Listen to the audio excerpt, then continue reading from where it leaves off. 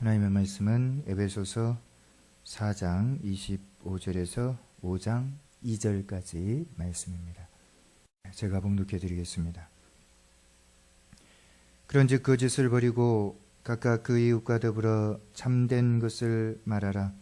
이는 우리가 서로 지체가 됨이라. 분을 내어도 죄를 짓지 말며 해가 지도록 분을 뿜지 말고 마귀에게 틈을 주지 말라. 도둑질하는 자는 다시 도둑질하지 말고 돌이켜 가난한 자에게 구제할 수 있도록 자기 손으로 수고하여 선한 일을 하라. 무릇 더러운 말은 너희 입 밖에도 내지 말고 오직 덕을 세우는 데 소용되는 대로 선한 말을 하여 듣는 자들에게 은혜를 끼치게 하라. 하나님의 성령을 근심하게 하지 말라. 그 안에서 너희가 구원의 날까지 인치심을 받았느니라. 너희는 모든 악독과 노함과 분냄과 떠드는 것과 비방하는 것을 모든 악의와 함께 버리고 서로 친절하게 하며 불쌍히 여기며 서로 용서하기를 하나님이 그리스도 안에서 너희를 용서하심과 같이 하라. 그러므로 사랑을 받는 자녀같이 너희는 하나님을 본받는 자가 되고 그리스도께서 너희를 사랑하신 것 같이 너희도 사랑 가운데서 행하라. 그는 우리를 위하여 자신을 버리사 향기로운 제물과 희생 제물로 하나님께 드리셨느니라. 아멘.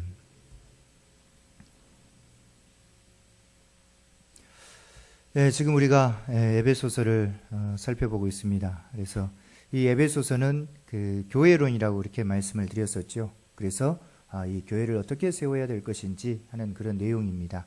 그래서 1장은 어떻게 보면 이제 서론격이라고 말씀을 드릴 수가 있고, 그리고 이제 여기 4장 우리 지난 시간에 그 16절까지 했었죠. 여기 4장 16절까지가 이제 교회를 어떻게 세울 것인가, 그 교회의 세움에 대한 그런 말씀들을 쭉 여기 4장 16절까지 말씀을 하는 것을 볼 수가 있습니다.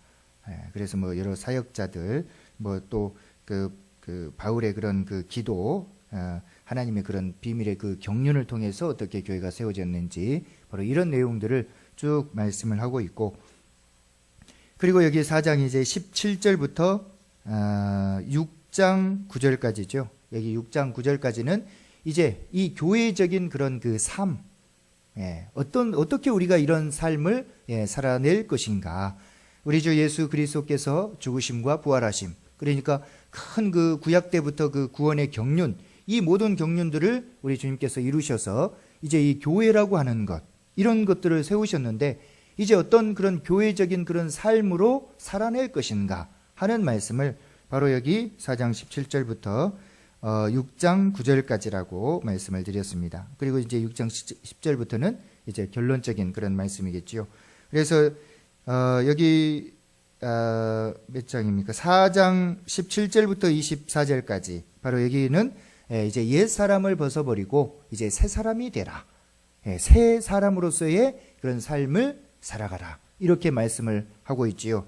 그리고 이제 우리가 지난 시간에 살핀 여기 25절부터는 여기 25절부터 5장 오늘 본문까지 5장 2절까지는 이제 그 이웃과 더불어서, 그러니까 다른 사람과의 더불어서 어떻게 어떤 관계로 교회를 세워갈 것인지 바로 이것에 대해서 말씀을 하고 있는 것이 바로 오늘 본문이고, 사실 이 내용이 이제 어디까지입니까? 5장 14절까지죠. 그런데 5장 3절부터는 이제 세상과의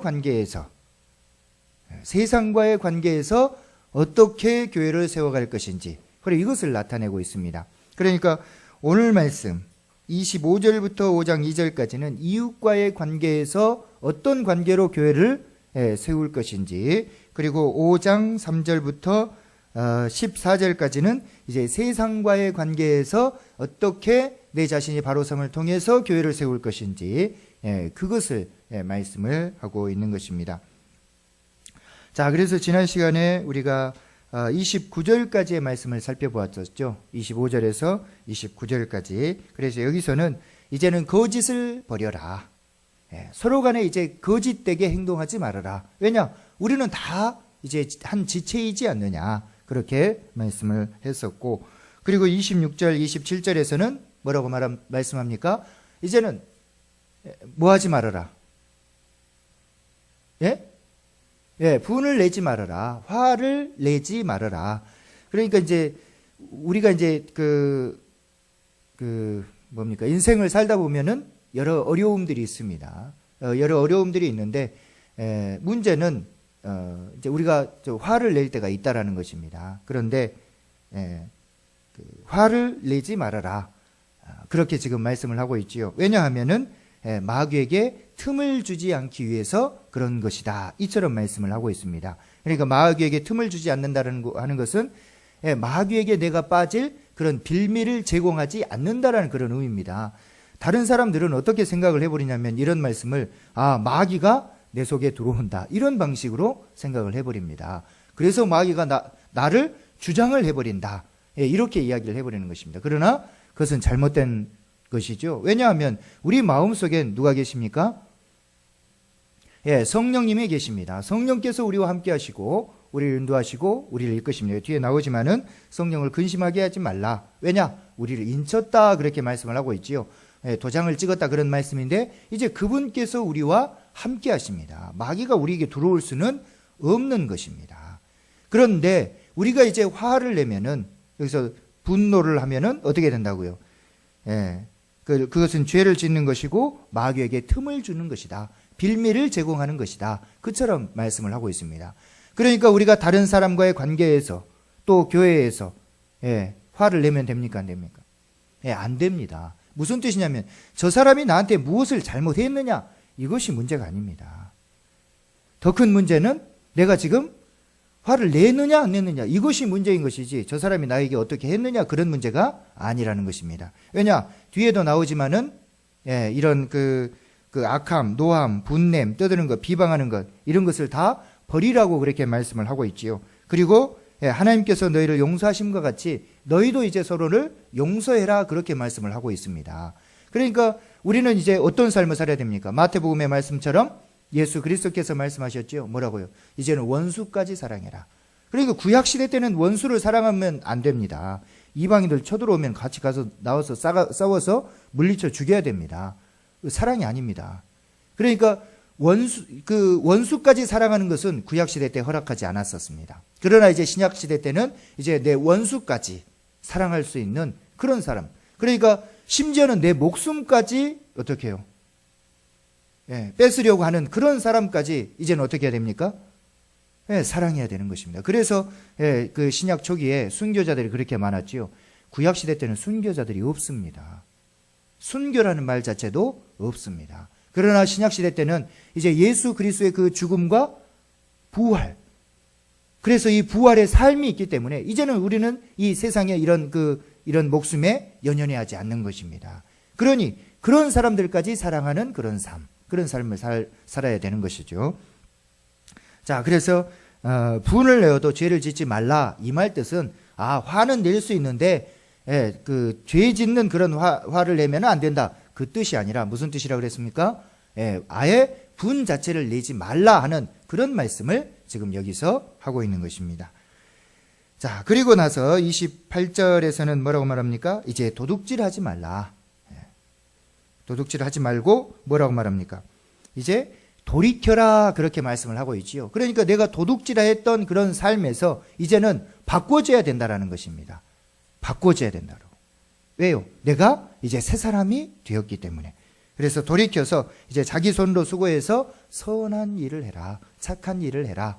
그렇게 말씀을 하고 있고, 그리고 이제 29절에서는 더러운 말, 이런 말을 너희 입 밖에도 내지 말아라. 입 밖에도 내지 말고 어떻게 합니까? 오직 덕을 세우는데 소용되는 대로 선한 말을 해라. 그렇게 말씀을 하고 있지요. 그래서 덕을 세우는데 소용되는 선한 말. 그러니까 우리의 말이 어떤 말이 되어야 된다는 겁니까? 덕을 세우는 그런 말이 되어야 한다. 그렇게 말씀을 하고 있지요. 그래서 모든 그런 듣는 자에게 은혜를 끼치게 해라. 이처럼 말씀을 하고 있습니다. 그래서 우리 지난 시간에 29절까지 살펴보았고, 이제 오늘 30절부터 여기 보시면은 하나님의 성령을 근심하게 하지 말라. 그 안에서 너희가 구원의 날까지 인치심을 받았느니라. 이렇게 말씀을 하고 있습니다. 그래서 여기 인쳤다 하는 말이 무슨 뜻이라고요?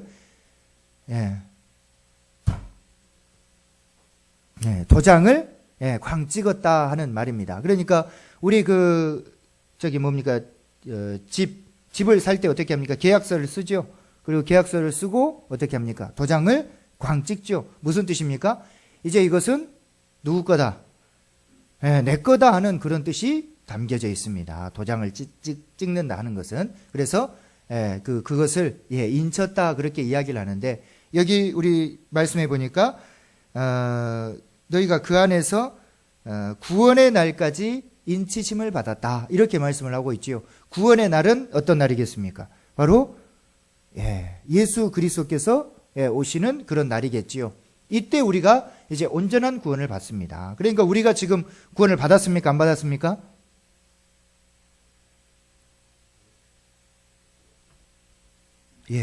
우리가 구원을 받았습니다.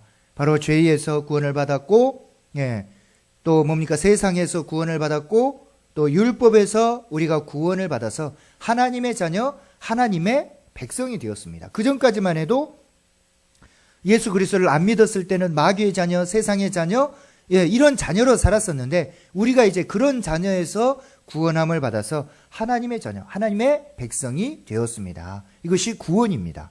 거의 성경에서 한 80% 이처럼 이야기를 합니다. 그리고 나서 이제 또 우리가 구원을 받을 것입니다. 그 구원은 무엇입니까? 이제 예수 그리스도께서 오셔서 세상을 심판하실 때 우리가 부활의 영광에 모두가 동참하게 됩니다. 그것은 바로 이제 온전한 구원이겠죠. 영원한 구원이겠죠. 그러니까 그럴 때까지, 이 온전한 구원을 이룰 때까지 우리는 인치심을 받았다. 너는 내 것이라고, 너는 하나님의 백성이라고 하나님께서 도장을 꽝 찍으셨다. 이렇게 말씀을 하고 있는 것입니다. 그러니까 어떻게 하라고요? 성령을 근심하게 하지 말라. 성령을 걱정하게 하지 말라. 이렇게 말씀을 하는 것입니다. 왜냐?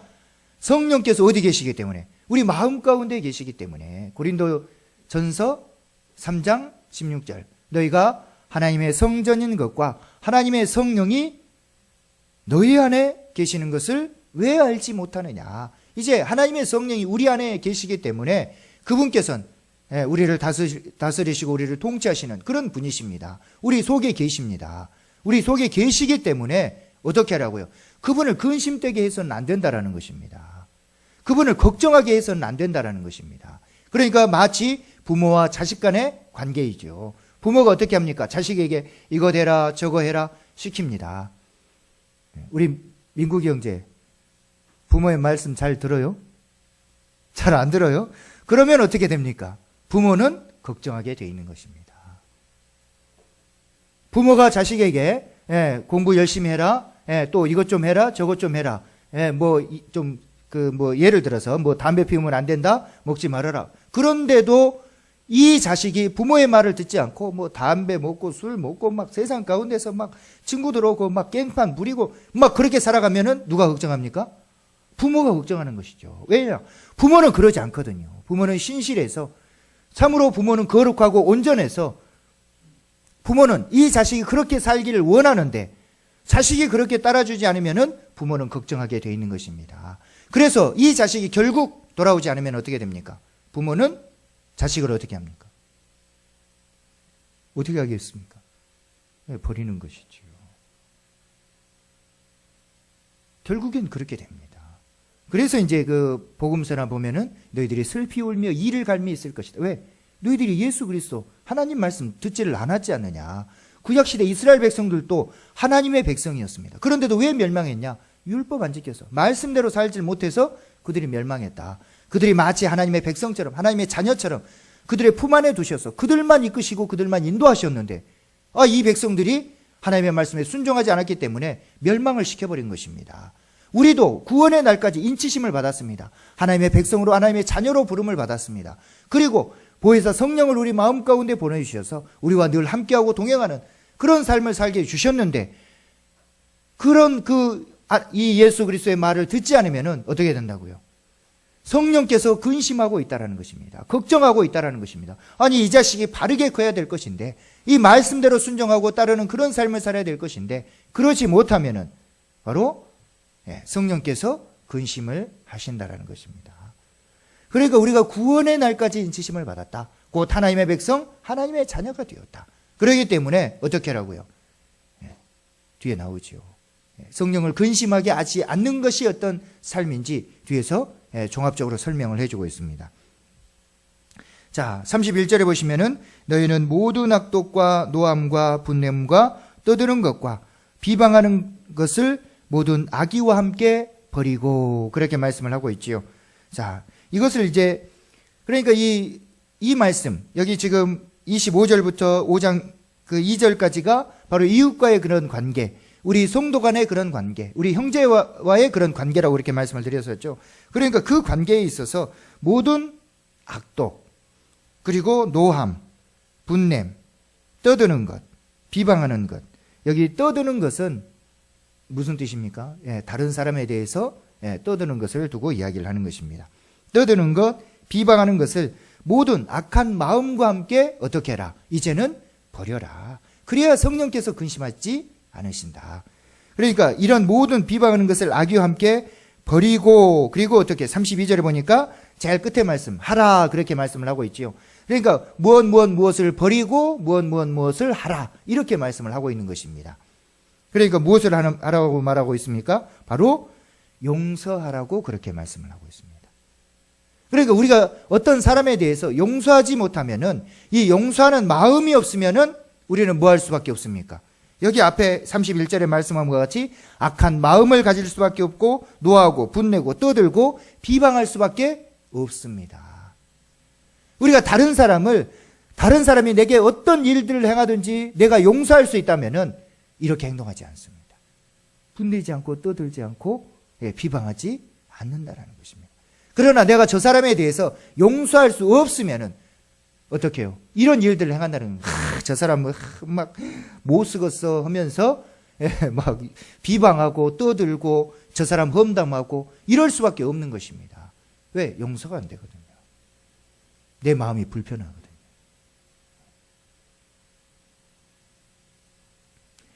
그래서 32절에 서로 친절하게 하며 불쌍히 여기며 서로 용서하기를 하나님이 그리스도 안에서 너희를 용서하심과 같이 하라. 그렇게 말씀을 하고 있습니다. 그래서 우리 이 말씀을 보면 마태복음 18장 말씀이 언능 떠오를 수가 있겠지요. 거기 마태복음 18장에 무슨 내용이 나옵니까? 바로 탕감받은 종의 비유가 나오죠. 베드로가 묻습니다. 예수님, 저 사람이 나한테 잘못하면 몇 번이나 용서해 줄까요?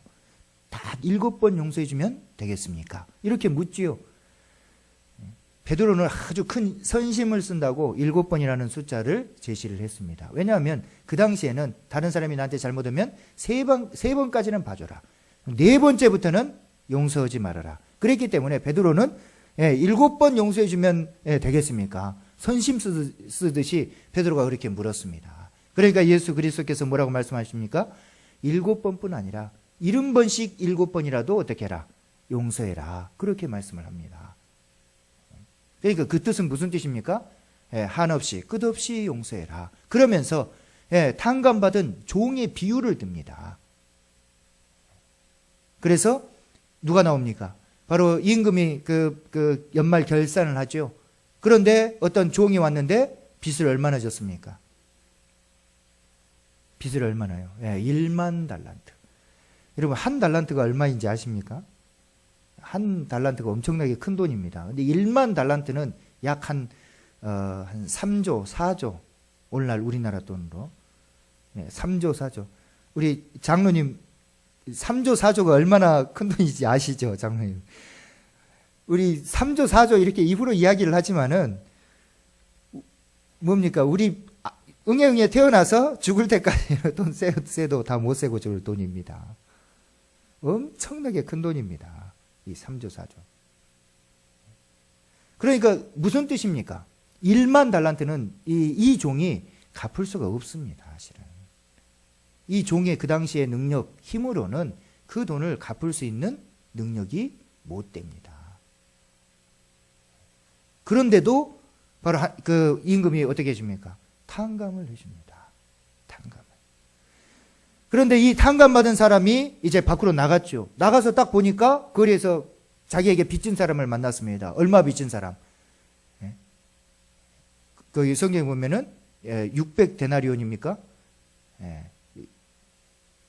100데나리온. 100데나리온 빚진 사람을 만났는데 그것은 오늘날 이야기하면 한 700만 원? 요 정도밖에 안 됩니다. 근데 그 사람을 어떻게 했습니까? 용서하지 못하고 감옥에 가둬버리죠. 그러니까 그것을 지켜보던 사람들이 임금한테 가서 일러버립니다. 저 사람이 1만 달란트를 빚졌는데 100데나리온 빚진 사람을 감옥에 가둡디다. 그러니까 임금이 다시 그 종을 불러다가 다시 감옥에 넣어버리지요.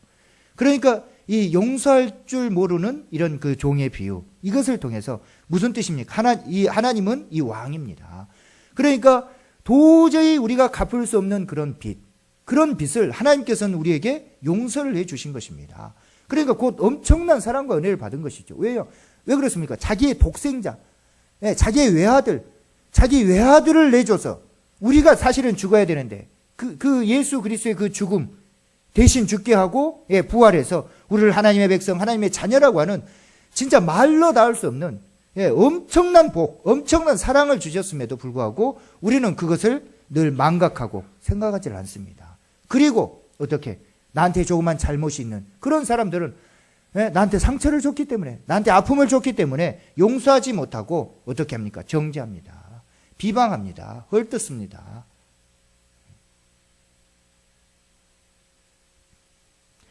그러니까 여기서는 뭐라고 말합니까? 하나님이 그리스도 안에서 너희들을 용서해 주심과 같이 그렇게 용서를 해줄 수가 없느냐. 용서해 주어라. 이렇게 말씀을 하는 것입니다.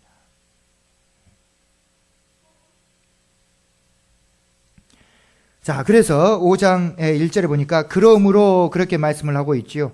여기서 말하는 그러므로는 바로 31절 2절을 받는 것입니다. 여기서 말하는 그러므로는 너희를 용서하여 주셨으므로 하는 그런 말입니다. 용서하여 주셨으므로 사랑을 받는 자녀같이 너희는 하나님을 본받는 자가 되고 그리스도께서 너희를 사랑하신 것 같이 너희도 사랑 가운데서 행하라. 그렇게 말씀을 하고 있죠.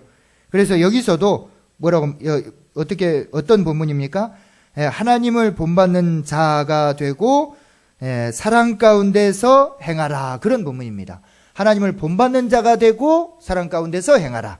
이런 문맥이라는 것입니다. 그래서 여기 보니까 사랑을 받는 자녀 그렇게 이야기를 하고 있죠. 받는 자녀 현재형을 쓰고 있습니다. 그러니까 받은 자녀도 아니고 받을 자녀도 아니고 받는 자녀. 그러니까 현재형이니까 지금 받고 있습니까? 안 받고 있습니까? 받고 있는 상태입니다. 쭉 우리가 하나님의 사랑을 받고 있는 상태라는 것입니다. 받는 자녀. 받아서 끝난 것도 아니고 앞으로 받을 것도 아니고 지금 하나님의 사랑을 우리는 받고 있는 것입니다. 계속해서. 그래서 하나님의 그런 사랑을 받는 자녀같이 어떻게 해라? 하나님을 뭐하는 자?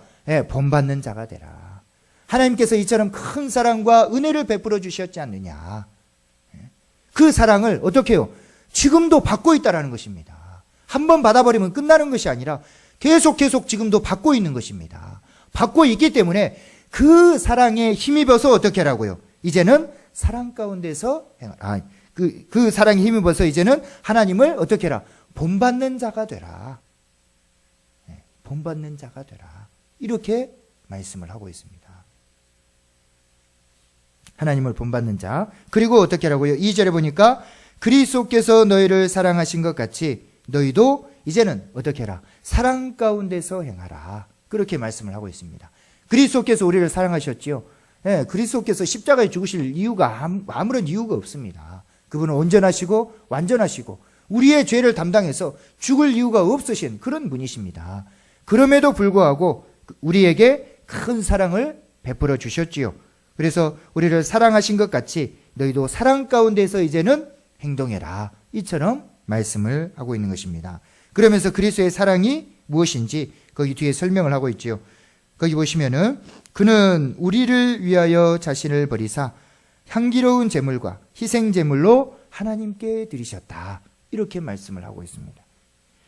자, 예수 그리스도의 그 죽으심은 자기 자신을 위한 죽음이 아니었다라는 것입니다. 누구를 위한 죽음? 바로 우리를 위한 죽음이었습니다. 희생의 제물이었습니다. 희생의 제물. 그러니까 좀 무슨 뜻입니까? 이분께서 이 땅에 오신 이유와 목적은 우리는 어떻게든지 바둥바둥 좀 잘 살아보려고 우리는 살고 있는데, 이분께서 이 땅에 오신 목적은 죽으러 오셨습니다. 죽으러.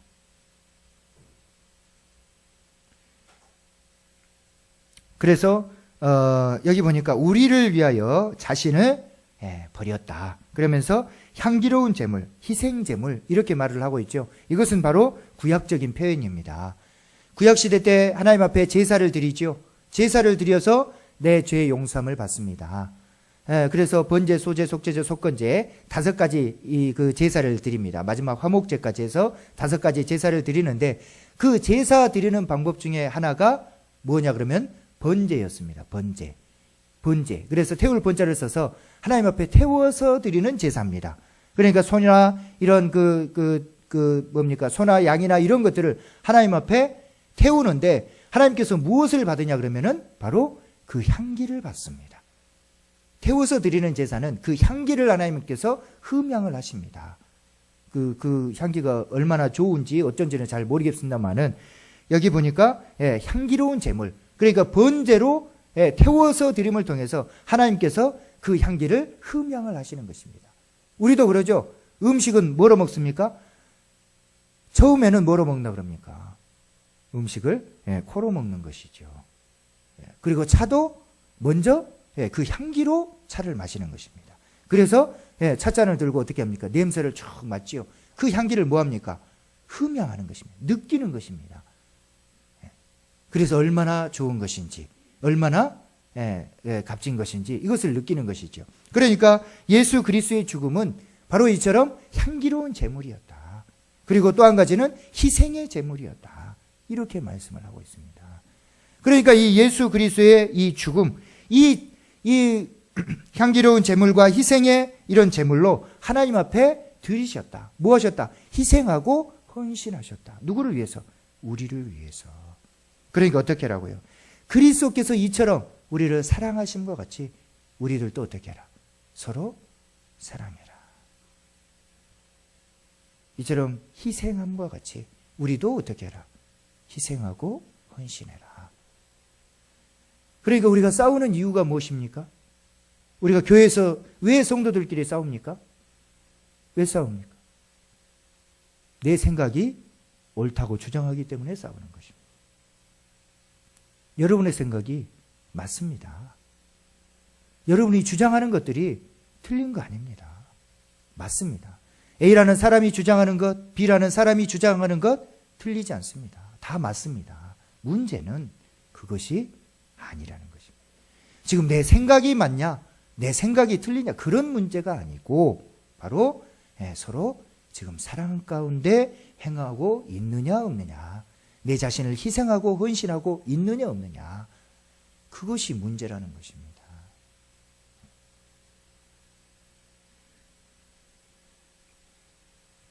그래서 여기 오늘 말씀은 오늘 25절부터 여기 5장 2절까지의 말씀은 바로 새 사람으로서의 삶입니다. 이제 우리는 옛 것을 버리고 새 사람으로서의 그런 삶을 살아야 되는데, 이제 이웃과의 관계에서 어떻게, 그러니까 다른 사람과의 관계에서 어떤 삶을 살아야 될 것인가. 그러니까 앞에서는 쭉 나열이 되고 있고, 오늘 여기 30절부터 5장 2절까지는 이제 우리가 성령을 근심되게 하지 말아야 되는데, 그러지 않기 위해서는 이젠 모든 악독과 노함과 분냄과 떠드는 것, 비방하는 것, 이런 것들을 모든 악한 생각과 함께 버리고 이제는 용서하는 삶을 살아라. 우리가 다른 사람을 용서할 수 있다면은 이제는 이런 삶을 살지 않게 될 것이다. 그래서 하나님과 같이 용서해라. 그리고 하나님을 어떻게 해라?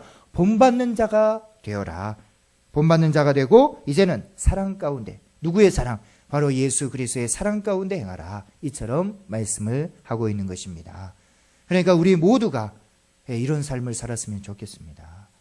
예수 그리스도께서 하나님께서 이런 은혜와 사랑을 베풀어 주셨습니다. 그러니까 하나님의 이런 그 사랑, 예수 그리스도의 그 은혜, 이 은혜 때문에 우리가 이제 새 사람, 곧 하나님의 백성, 하나님의 자녀가 된 것입니다. 그러니 다시는 성령을 근심되게 행동해서는 안 된다라는 것입니다.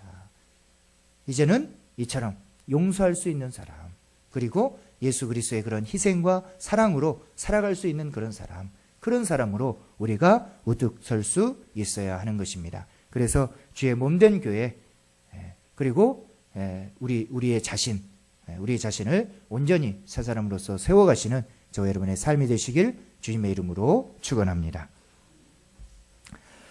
사랑이 많으신 아버지, 은혜와 사랑을 감사합니다.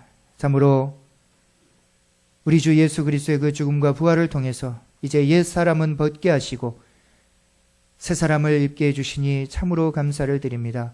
이제 새 사람이 되었으니 새 사람으로서의 그런 삶을 살 수 있도록 하나님 도와주시옵소서. 그동안은 내 정욕, 내 욕심대로 내 마음껏 아버지 하나님 살았습니다. 그렇지만 이제는 참으로 하나님의 백성이요 하나님의 자녀로서 하나님의 백성다운 그런 삶의 모습으로 살아낼 수 있도록 하나님 도와주시옵소서. 내 욕심을 죽이고 내 정욕을 죽이고 이제는 모든 악독과 노함과 분냄과 떠드는 것, 비방하는 것, 이 모든 것들을 모든 악의와 함께 버리고 서로 친절하게 하며 불쌍히 여기며 서로 용서하기를 하나님께서 그리스도 안에서 우리를 용서하심과 같이 이제 서로 용서할 수 있도록 하나님 도와주시옵소서.